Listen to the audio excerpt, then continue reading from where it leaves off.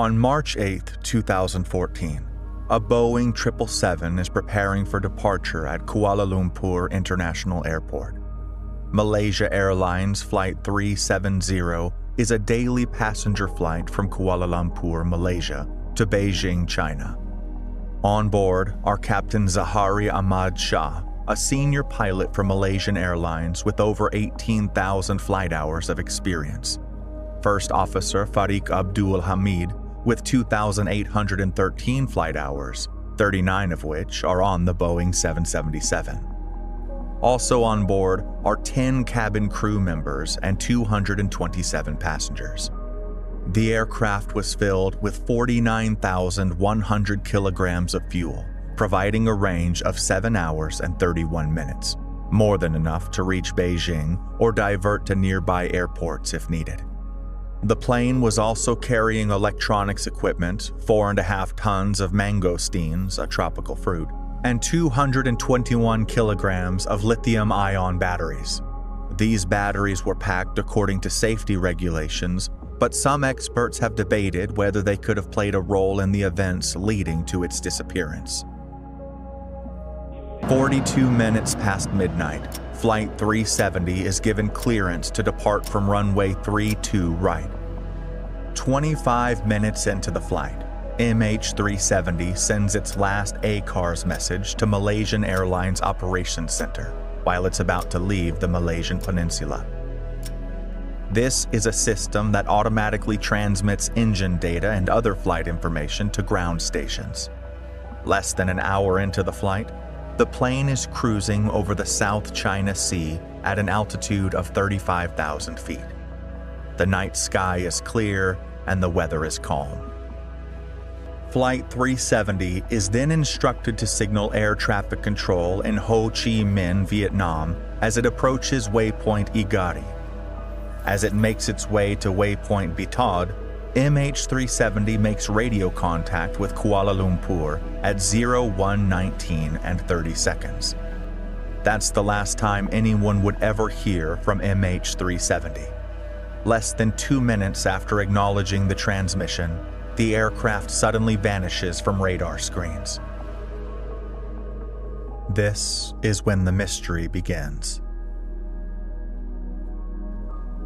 The captain of another aircraft attempted to contact the crew of Flight 370 at 01:30 using the International Air Distress Frequency. However, the crew was not able to establish communication and heard only mumbling and static.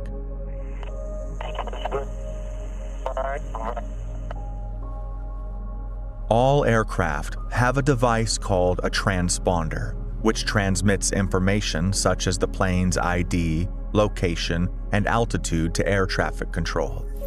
ATC uses this information to track the aircraft, a radar system known as secondary radar. If a plane disappears from ATC screens, it means one of two things. Either there's a transponder malfunction, or it has been deliberately turned off. At this point, Malaysia stopped actively tracking MH370 after the handoff to Vietnamese airspace. After 18 minutes of no communication, Vietnamese ATC contacted Malaysian ATC to ask about the plane, as it had not checked in after the handoff. By 03:30 a.m., Malaysia Airlines confirmed that MH370 was missing. We have breaking news right now. Malaysia Airlines confirms it has lost contact with a plane carrying 227 passengers. For the latest breaking news regarding that Malaysian Airlines jet. The morning after the plane's disappearance, search efforts were launched in the South China Sea, where the plane was last seen by civilian radar. After an extensive search, no debris or survivors were found. At the time that the transponder stopped functioning, military radar tracked MH370 turning back westward across the Malaysian peninsula, then heading north through the Strait of Malacca. At first, MH370's unusual U-turn seemed like a response to an emergency, with the pilots likely attempting to head back to a nearby airport for a safe landing. However, no distress call was ever communicated from the plane to ATC. The last known radar detection by Malaysian military radar was at 02:22 a.m. after passing waypoint egrets at an altitude of 29,500 feet. After disappearing for a second time, this time from Malaysian military radar, MH370 was still within range of several countries' military radar. However, many countries were hesitant to release military radar data due to concerns about revealing their capabilities. India claimed that their military radar in the Nicobar Islands was turned off during peace times. Indonesia's generators were low on fuel, which prevented the radar from functioning properly during the critical time when MH370 may have passed through the area. Over the next few days, the Strait of Malacca, the Bay of Bengal, and the northern Andaman Sea were scoured by aircraft and vessels, but there was no trace of MH370. Like all modern aircraft, MH370 was equipped with a satellite communication terminal, or SATCOM, which is a system that allows aircraft to communicate via satellites instead of relying solely on ground-based radar and radio systems.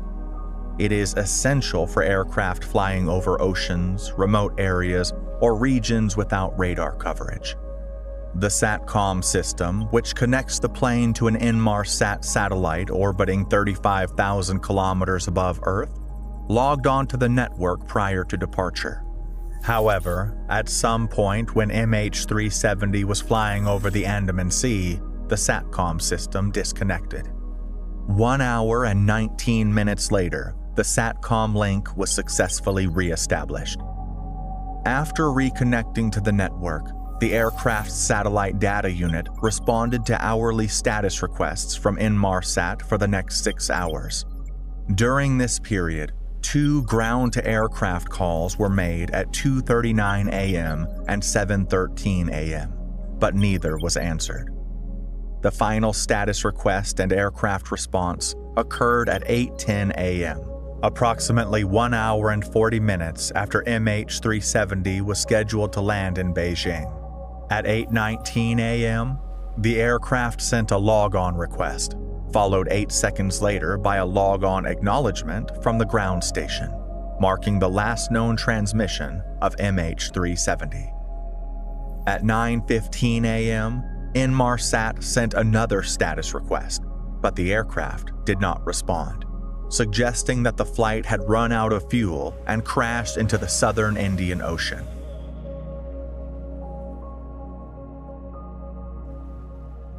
Following this, investigators turned to the satellite data to pinpoint the plane's final location. By examining the data from the automated satellite handshakes that continued for several hours, investigators were able to calculate the distance between the satellite and MH370 at the time of each handshake, based on how long it took the transmission to travel from the satellite to the aircraft. Using this information, experts generated 7 possible arcs of locations from which the handshakes could have originated. After taking into account data analysis, drift modeling, and fuel range calculations, it was determined that the origin of flight MH370's last transmission was somewhere along the 7th arc in the southern Indian Ocean. As a result, the search efforts were moved to the area where the aircraft was believed to have crashed. In the months following the disappearance, 19 vessels and 345 sorties by military aircraft searched an area covering over 4.6 million square kilometers. The final phase of the search involved a bathymetric survey and sonar search at the seafloor, about 1,800 kilometers southwest of Perth, Australia.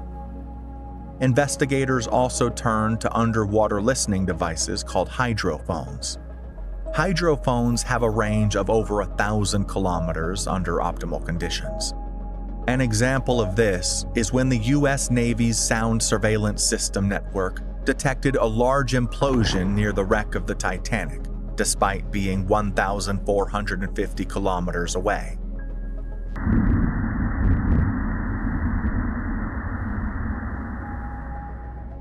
This detection was key to helping narrow down the search for the remains of the OceanGate Titan submersible.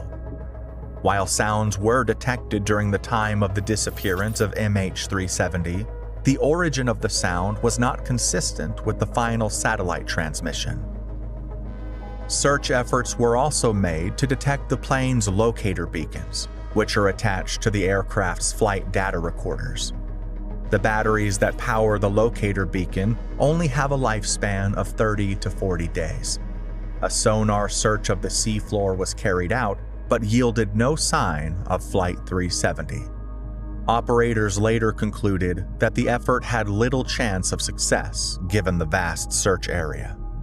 In the following year, the search for Flight 370 quickly became the most expensive search operation in aviation history. Yet, no debris was ever found.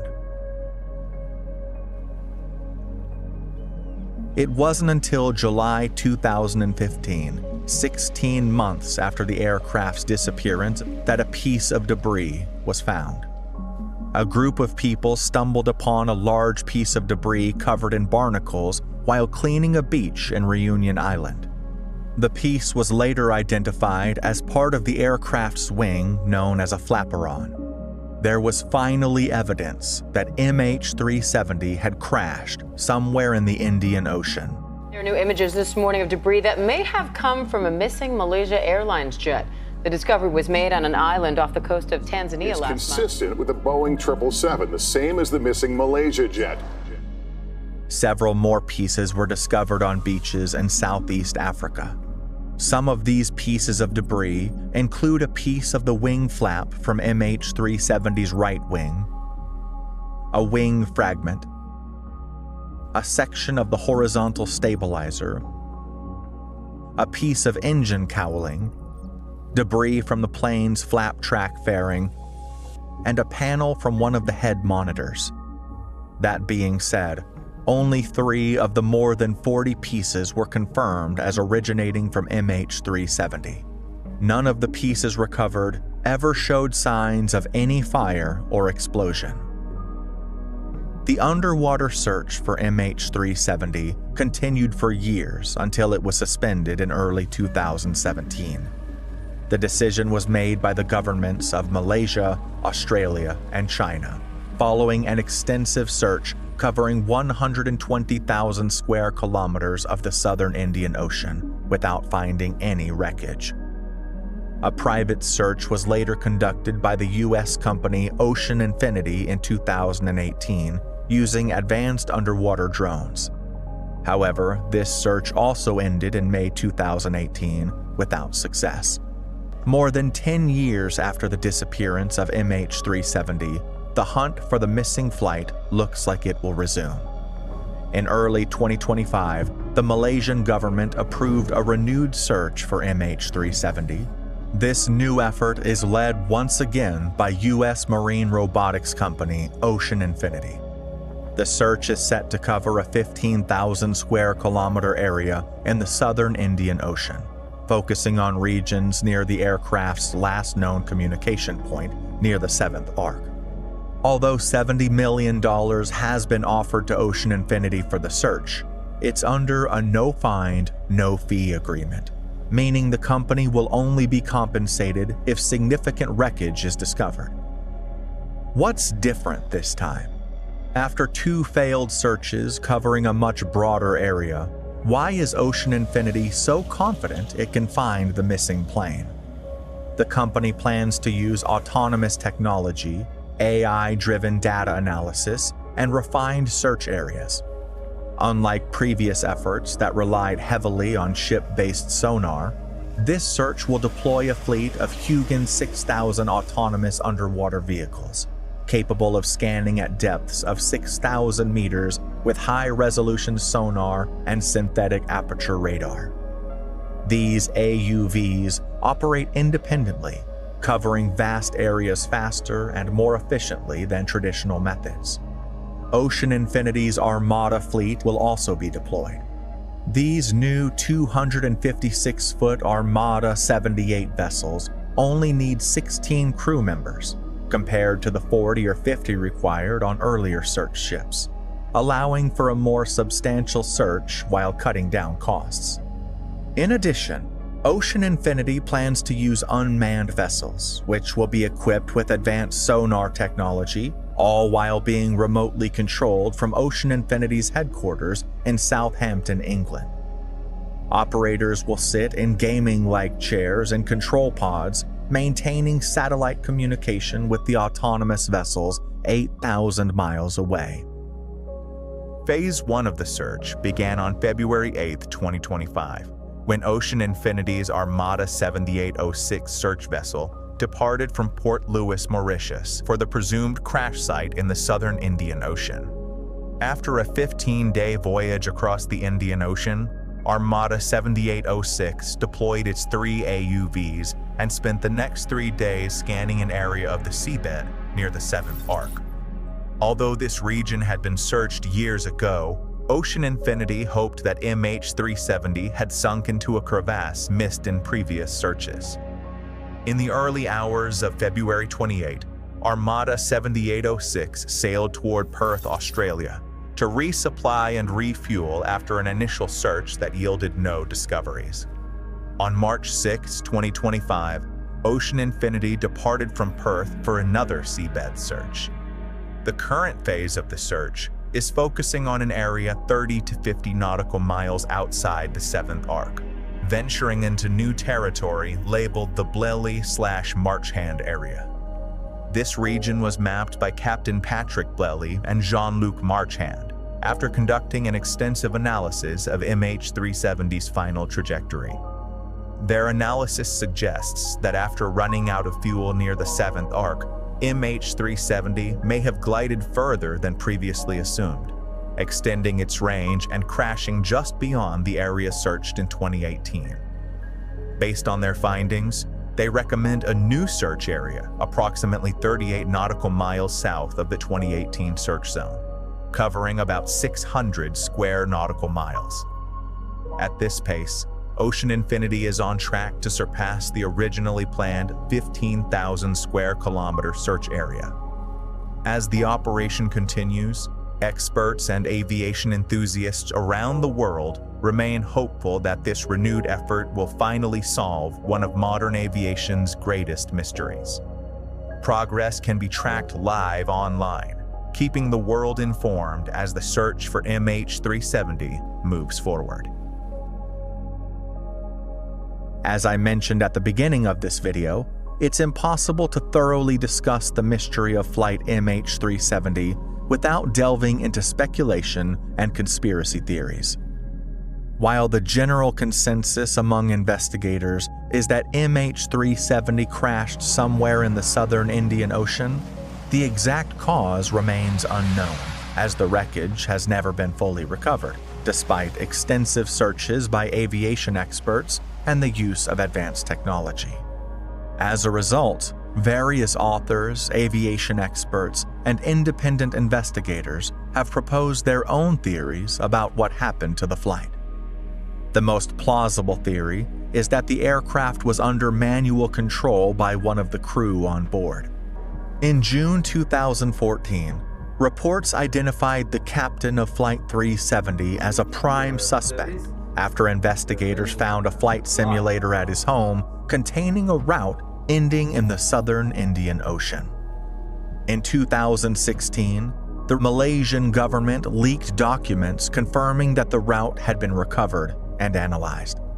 Many view this as evidence of premeditation, but investigators remain skeptical. The recovered data consists of 7 coordinates: 2 near Kuala Lumpur, 2 in the Strait of Malacca, 1 in the Bay of Bengal, and 2 in the southern Indian Ocean.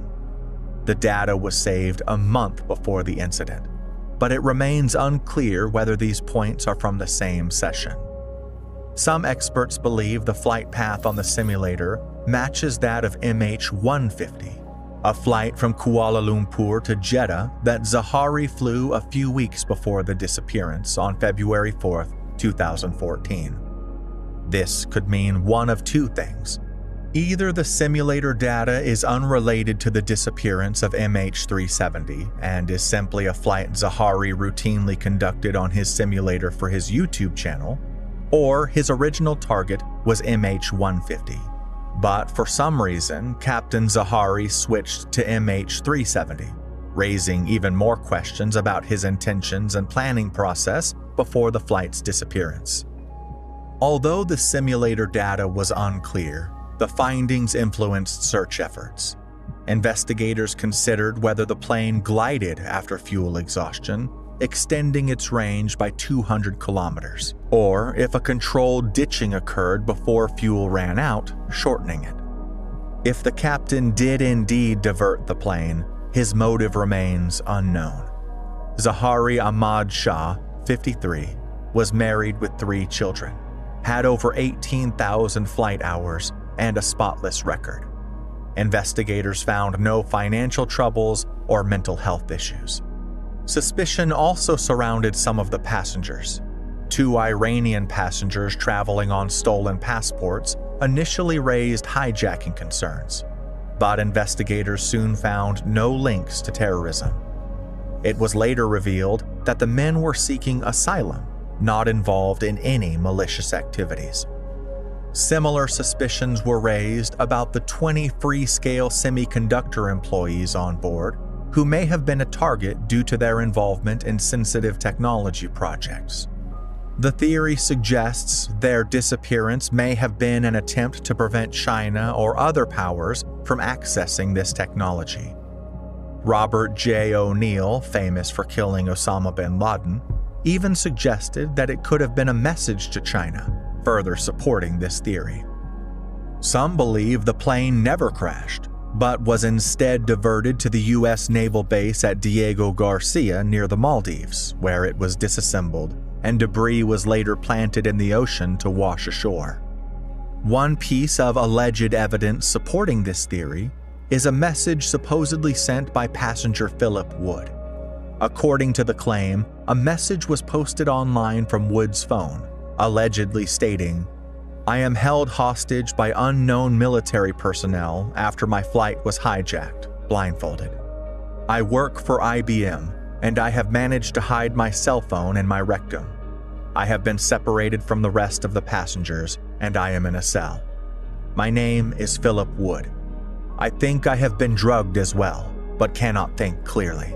The image metadata supposedly contained GPS coordinates pointing to Diego Garcia. However, experts note that image metadata can be easily manipulated, and no official investigation has confirmed the authenticity of this message. A less far-fetched theory is that a fire occurred aboard MH370, which may explain why the plane diverted multiple times. Some theorize that the shipment of lithium-ion batteries may have ignited a fire and caused a fire event. Such event happened in the past on UPS Flight 6 in 2010. Shortly after takeoff, the crew reported smoke in the cockpit and declared an emergency. The fire spread quickly, causing a loss of control and visibility. The pilots attempted to return to Dubai, but were unable to land safely. The investigation concluded that the 81,000 lithium-ion batteries caused the fire, raising the possibility that a similar fire could have contributed to MH370's disappearance. Several years later, on April 1, 2016, the International Civil Aviation Organization officially banned the bulk shipment of lithium-ion batteries on passenger aircraft. Sometime after the plane turned toward the Malaysian peninsula, there were unverified reports that U.S. military personnel in Thailand overheard an SOS signal from MH370, in which the pilot allegedly stated that the cabin was disintegrating and was going to attempt an emergency landing. This claim was reportedly passed to Malaysian authorities, but was never confirmed by official investigations. Days after the plane vanished, several alleged sightings were reported, which coincide with its flight path.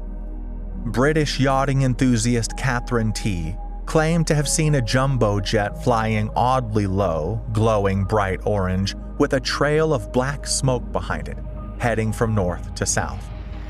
Michael McKay, a worker stationed on an oil rig near Vietnam, reported seeing a sudden glow of fire above the horizon, which immediately caught his attention.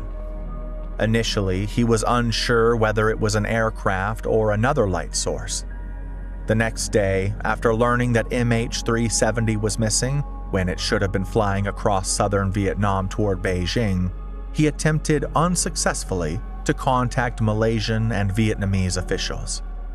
McKay was reportedly fired from his job after speaking out about his sighting, though no official reason was publicly confirmed. One noteworthy event that may support the theory of a fire aboard the aircraft occurred when Flight 370 reached the southern end of Penang Island.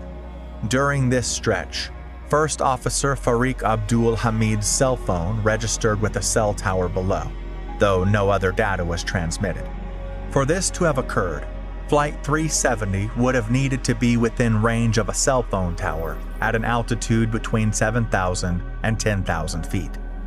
Many experts believe the pilot may have descended to this altitude due to a fire or sudden loss of cabin pressure, as this is standard protocol in such emergencies. To further support this theory, in March 2014, a mysterious object washed ashore on Bara Island in the Maldives. Initially feared to be a bomb, the Maldives National Defense Force investigated and determined it was not an explosive device, but an empty fire suppression bottle from an aircraft. A fire suppression bottle is a safety device used in aircraft to extinguish fires in critical areas, such as the engines or cargo compartments. It contains a fire extinguishing agent, typically Halon 1301 or bromine, which is released when a fire is detected. However, there was no further analysis of the object after the initial assessment, and its potential connection to Malaysia Airlines flight MH370 remains unverified. A less speculative possibility is that Flight 370 did not fly in a straight line after its final turn toward the southern Indian Ocean. In early 2018, a team of independent investigators proposed an alternate flight path, suggesting that an attempted land on Christmas Island may have led to a crash site much further north than the area identified by the official investigation. While a surface search of this region was conducted about a week after the disappearance, the underwater phase never extended that far north. As of now, the disappearance of Flight 370 remains a mystery.